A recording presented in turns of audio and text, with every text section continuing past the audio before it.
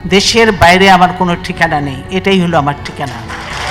জিয়া খুনি, খালেদা জিয়া খুনি, তারেক জিয়া খুনি, একটাকেও ছাড়বো না, এটা হলো বাস্তব কথা। আমার বেডরুমের দরজা ভেঙে রীতিমতো ট্রেনিং হিসেবে তারা বের করেছে।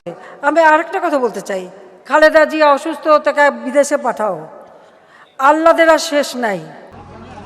আপনি কি এখন মুখটা বন্ধ কেন? এই যে মহিলা, আপনার মুখটা এখন বন্ধ কেন বলেন তো? কি বলছিলেন এতক্ষণ ধরে? মুখটা বন্ধ কেন এখন?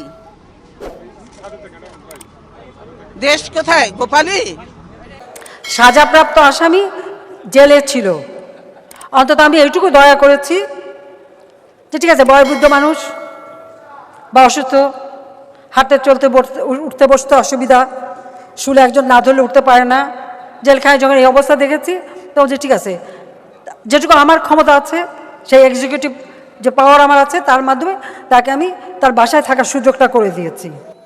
এখন উনি সেজে গুজে মেকআপ নিয়ে একেবারে বুড়ো টুরু একে হাসপাতালে যান, তার লিভার নাকি পচে শেষ। তো লিভার সাধারণত পচলে মানুষ কি বলে সেটা আমি মুখ দিয়ে বলতে চাই না, কি খেলে তাড়াতাড়ি লিভার পচে সেটা তো সবাই জানেন।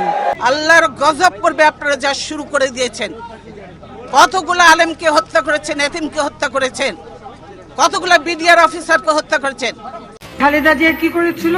আপনিই বলুন কি করেছিল? মুরগির উপরেও বোমা মেরেছে। আমাদের এটা এমডি পদের জন্য পদ্মা সেতুর মতো সেতুর টাকা বন্ধ করেছে, তাকেও আবার পদ্মা নদীতে দিয়ে দুটো চুবনি দিয়ে উঠাই নেওয়া উচিত, মরে যাতে না যায়। একটু পদ্মা নদীতে চুবনি দিয়ে সেতুতে তুলে দেওয়া উচিত।